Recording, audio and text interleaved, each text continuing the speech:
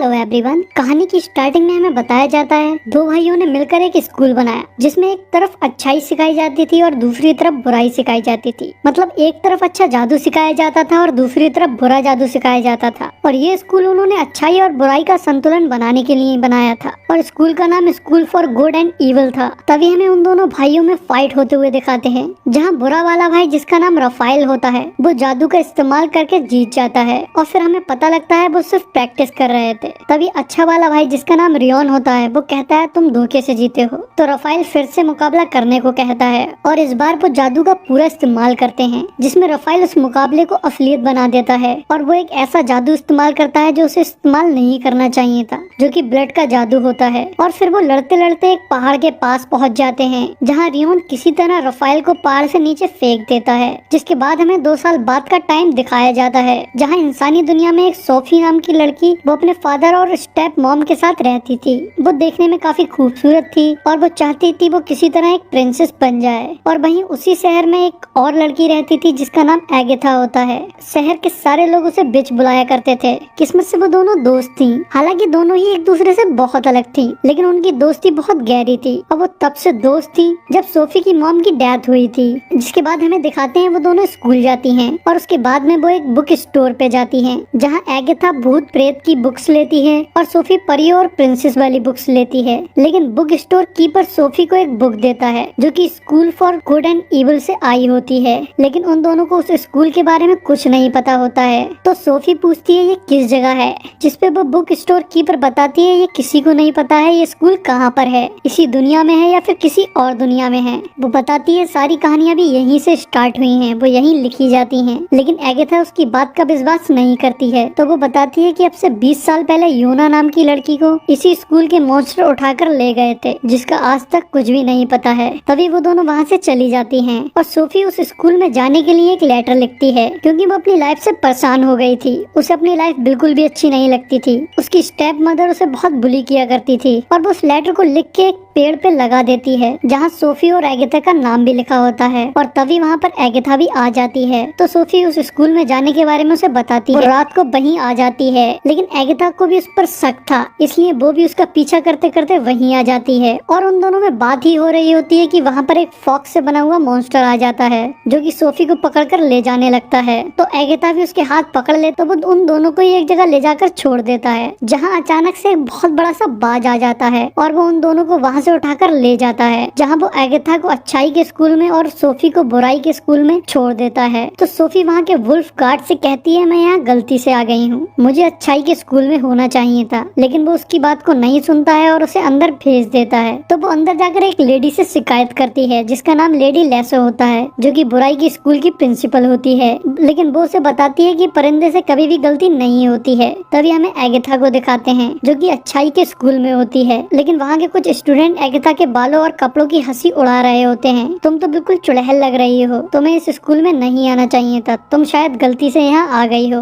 लेकिन तभी परिया एगेथा को जबरी अंदर ले जाती हैं, जहाँ उसकी मुलाकात एक लेडी से होती है जिसका नाम प्रोफेसर डेबी होता है, जिससे एगेथा कहती है वो यहाँ नहीं आना चाहती थी, यहाँ तो उसकी दोस्त आना चाहती थी। तो प्रोफेसर बताती है नेवर यहाँ नहीं आ सकती और परिंदे से कभी गलती नहीं होती है। एगेथा को नेवर का मतलब नहीं पता होता है, तो इसलिए प्रोफेसर उसे बताती हैं जो बच्चे बुराई के स्कूल में जाते हैं उन्हें नेवर बुलाया जाता है, क्योंकि वो कभी भी खुश नहीं रहते हैं। और जो बच्चे अच्छाई के स्कूल में आते हैं उन्हें एवर बुलाया जाता है, क्योंकि वो हमेशा खुश रहते हैं। जिसके बाद उन सारे बच्चों को एक हॉल में बुलाया जाता है, जहाँ एगेथा एक बहुत भारी सी गाउन पहनकर आई होती है और उधर सोफी सिर्फ सिंपल से ब्लैक कपड़े पहनी हुई होती है, जबकि उन दोनों की पसंद इससे बिल्कुल उल्टी होती है। पर बुराई के लोग हमेशा काले और सिंपल कपड़े पहनते हैं और अच्छाई वाले लोग फैशनेबल कपड़े पहनते हैं। तभी उसके बाद में एवर मतलब अच्छे लोग अपनी स्किल्स दिखाते हैं और उस दुनिया के अगले राजा डेट्रोस को दिखाया जाता है, तो वो भी अपनी कुछ स्किल्स दिखाता है। जिसके बाद में नेवर्स मतलब बुरे बच्चों में से एक बच्चा उसको चैलेंज कर देता है, तो उन दोनों के बीच में मुकाबला होता है। लेकिन डेट्रोस डेट्रोस उस साइक्लोप को हरा देता है क्योंकि उसके पास में एक्सकैलिबर होती है। तभी डेट्रोस का ध्यान सोफी और एगाथा दोनों पे ही जाता है, लेकिन वो एक दूसरी लड़की के पास जाकर बैठ जाता है। तभी वहाँ पर स्कूल के हेडमास्टर रियोन आते हैं, जो कि अब काफी बूढ़े हो गए होते हैं। वो उन बच्चों से कहते हैं तुम सबको अच्छे से पढ़ना है और सारे रूल फॉलो करना है, क्योंकि जो बेस्ट स्टूडेंट होगा उसी को स्टोरियन चुनेगा। उसी की स्टोरी इंसानों की दुनिया में पहुंचाई जाएगी, जिससे वो लोग प्रेरित होकर अपना लक्ष्य चुन सकें। तब उस रूम में वहाँ पर रफाइल दिखाई देता है, जो कि उससे कहता है सोफी अब हमेशा के लिए उसकी है,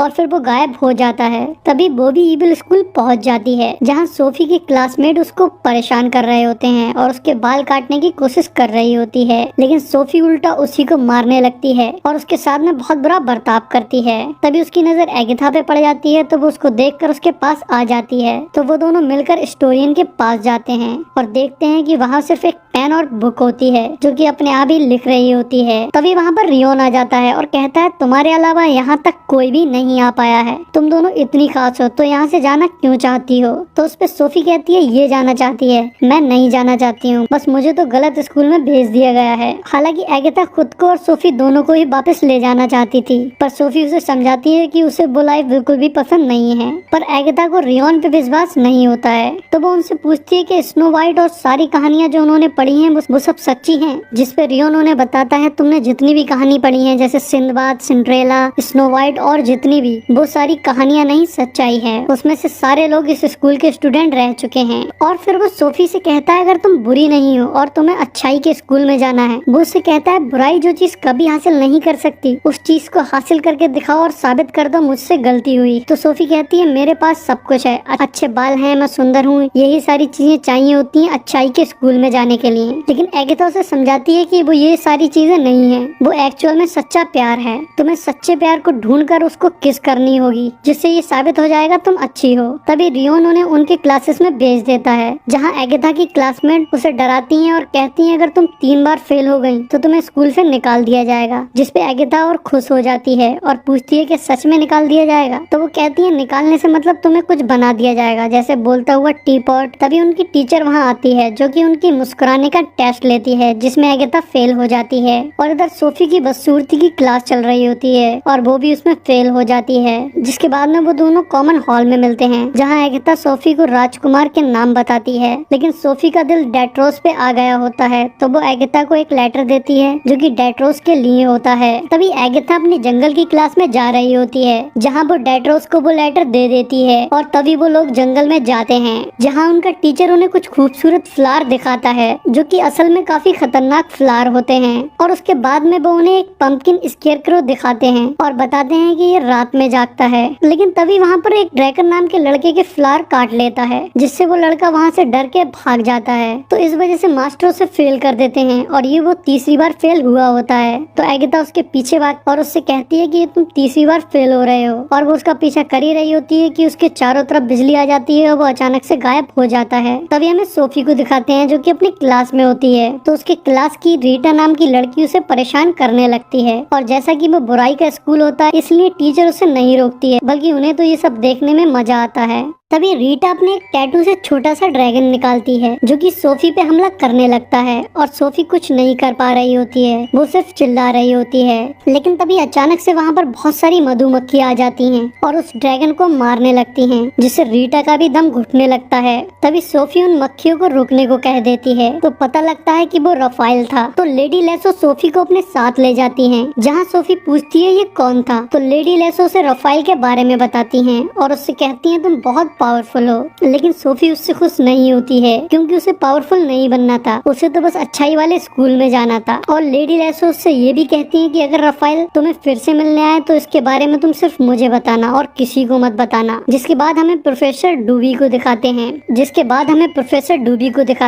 जो कि एगाथा और बाकी बच्चे को बताती हैं बुराई हमला करती है और अच्छाई सिर्फ बचाव करती है। लेकिन उनकी बात को काटते हुए एगाथा ड्रैकर के बारे में पूछती हैं, तो प्रोफेसर उससे कहती हैं ये स्कूल का रूल है, और ये कहकर वो उसे चुप करा देती हैं। तभी वो पास वाली लेक की फिश के बारे में बताती हैं, जो कि सबकी विशेष पूरी करती हैं। तो एक एक करके सारी लड़कियां अपनी विशेष मांगने लगती हैं। तभी एगाथा भी विश मांगती है, जिसमें वो मांगती है जो लोग भी यहाँ से अपने घर जाना चाहते हैं वो सब जा सकें। तभी अचानक से वो फिश एक लड़की में बदल जाती हैं और और वो लड़की एगाथा का शुक्रिया अदा करती है और बताती है उसे अब से कई साल पहले फेल होने की वजह से ये फिश बना दिया गया था। वो इतने सालों से लोगों की सारी विशेष पूरी कर रही थी, लेकिन किसी ने भी ऐसी कोई विश नहीं मांगी जिससे वो आजाद हो सके। लेकिन एगाथा ने ऐसी विश मांगी थी जो उसकी भी इच्छा थी, जिससे वो आजाद हो गई। तो इसलिए वो उसका शुक्रिया अदा करती है और फिर गायब हो जाती है। जिसके बाद वहाँ पर वही परिंदा आ जाता है जो उन दोनों को वहाँ लेके आया था और वो एगाथा पे हमला करने लगता है, लेकिन असल में वो हमला नहीं कर रहा होता है और एगाथा भी देखते ही समझ जाती है कि वो ड्रैकर है। लेकिन उसी टाइम पर वहाँ पर डेट्रोस आ जाता है और उसको मार देता है। हालांकि एगाथा उससे रोकने को कह रही होती है, लेकिन वो उसकी बात को नहीं सुनता है। उसके बाद में एगाथा गुस्से में आकर डेट्रोस के एक पंच भी मार देती है। तभी एगाथा अपनी प्रोफेसर पे गुस्सा हो रही होती है और कहती है इसे आप अच्छाई कहते हैं। प्रोफेसर भी उस पे भड़क जाती है और कहती है तुम्हारा जादू बहुत पावरफुल है, तुम वो राजकुमारी हो जिसका हम लोगों को बहुत समय से इंतजार था। जिसके बाद में एगाथा और सोफी कॉमन हॉल में मिलती हैं।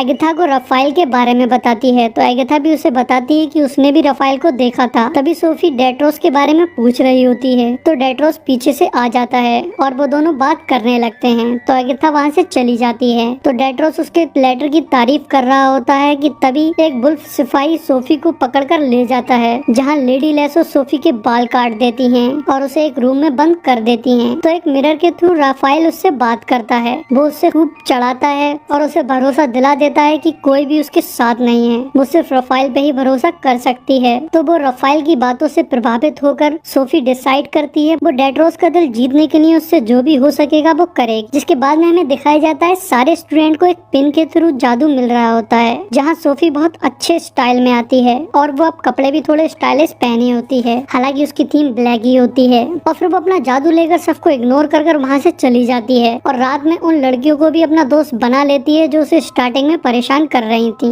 जिसके बाद में वो उन सबकी एक लीडर की तरह बन जाती है। तभी अगले दिन एगाथा उससे बात करती है और उसे बताती है डेट्रोस के पिता ने उनकी दुल्हन गुलीवा को उसकी खूबसूरती के लिए चुना था, लेकिन गुलीवा ने उन्हें धोखा दे दिया जिनसे उनकी मौत हो गई। मतलब डेट्रोस का दिल जीतने के लिए सिर्फ खूबसूरती काफी नहीं होगी। तो अब सूफी को कुछ ऐसा करना होगा जिससे सबको पता लग जाए कि वो अच्छी है, जिसके लिए वो एगाथा की बात सुनती है और डेट्रोस के पास जाती है जो कि एरोस की प्रैक्टिस कर रहा होता है। तो सूफी भी निशाना लगाने लगती है, लेकिन डेट्रोस उसे बताता है कि बुराई के स्टूडेंट कभी भी सही निशाना नहीं लगा सकते। जिसके बाद सूफी एरोस शूट करती है और उसका निशाना बिल्कुल सही होता है। तो ये देखकर डेट्रोस बहुत हैरान हो जाता है, जबकि असल में वो एरोस सही निशाने पर एगाथा के जादू की वजह से लगी थी। लेकिन डेट्रोस तो सोफी से इम्प्रेस हो ही जाता है। तो वो लोग साथ में रहने लगते हैं और डेट्रोस सोफी को अपनी रानी बनाने के लिए पूछ लेता है, लेकिन ये बात किसी को भी पसंद नहीं आती है। हालांकि डेट्रोस सबसे कहता है मेरी रानी चुनने का हक सिर्फ मुझे है और एगाथा भी उन लोगों से कहती है कहानियों के हिसाब से सच्चा प्यार कभी भी अलग नहीं हो सकता। तो मास्टर रियोन कहते हैं इसका पता हम जंगल की चुनौती से लगाएंगे, जिसमें उन दोनों को रात में जंगल में अलग अलग हिस्सों में छोड़ा जाएगा और उन दोनों को एक दूसरे को ढूंढना होगा। और तभी रात में उन दोनों को जंगल के अलग अलग हिस्से में छोड़ दिया जाता है। लेकिन सोफी को जंगल के बारे में कुछ भी नहीं पता होता है और वो उन खूबसूरत फ्लावर के पास में पहुंच जाती है जो कि उसके काटने लगते हैं। तो वो उनसे बचकर वहां से भागती है और फिर उसके बाद में वो पंपकिन स्केयरक्रो के पास पहुंच जाती है जो कि अब रात में जिंदा होता है और उस पे हमला करने लगता है। तो सोफी चिल्ला रही होती है, लेकिन तभी वहाँ पर एगाथा अपने जादू से एक कबूतर बनकर आ जाती है और सोफी को बचा लेती है। तभी वो दोनों वहाँ से भागने लगती हैं तो उन्हें डेट्रोस की आवाज आती है। तभी एगाथा वहाँ छिप जाती है और सोफी को डेट्रोस के पास में भेज देती है, लेकिन वहाँ भी स्केयरक्रो आ जाता है जिससे डेट्रोस लड़ने लगता है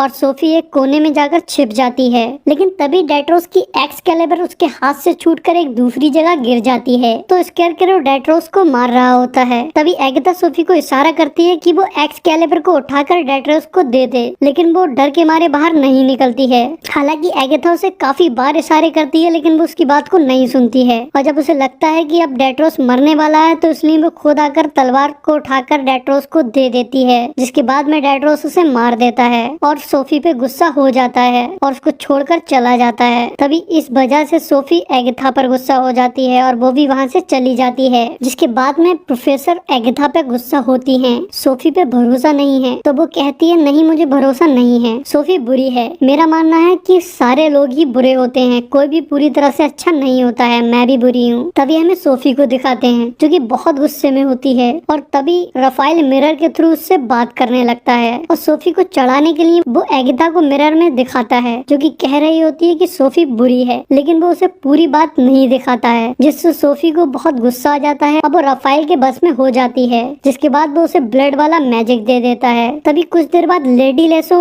सोफी से मिलने आती है, लेकिन वो उन्हें बहुत सुना देती है, जहाँ हमें पता लगता है लेडी लेसो वही लड़की है जो कि सोफी के शहर से 20 साल पहले गायब हो गई थी। और उधर डेट्रोस एगिथा को अपनी रानी बनने के लिए चुन लेता है, जिसके बाद वहाँ पर सोफी आ जाती है जो कि अब एक चुड़ैल बन गई होती है। उसका चेहरा भी बहुत खतरनाक लग रहा होता है। अब वो डेट्रोस से कहती है तुम किसी को भी चुन लो, लेकिन तुम्हारी रानी तो मैं ही बनूंगी, और ये कहकर वहाँ से चली जाती है। जिसके बाद डेट्रोस और बाकी के लोग देखते हैं सोफी ने गुड एंड इविल दोनों तरफ के ही गार्ड और प्रोफेसर को एक छोटे से खिलौने में बदल दिया होता है। तो डेट्रोस सोफी को रोकने के लिए इविल स्कूल पे हमला करने जाता है और वहाँ जाकर उन पर हमला कर देता है, लेकिन सोफी उनके हमले को रोक देती है और सोफी का प्लान कामयाब हो जाता है, क्योंकि हमेशा पहले बुराई हमला करती है और अच्छाई बचाती है, जो कि सोफी ने किया होता है। तभी अचानक से सारे इविल बच्चे चेंज होने लगते हैं और वो बहुत खूबसूरत हो जाते हैं और वो अच्छाई के स्टूडेंट बन जाते हैं, और अच्छे बच्चे चेंज होकर बुराई के स्टूडेंट बन जाते हैं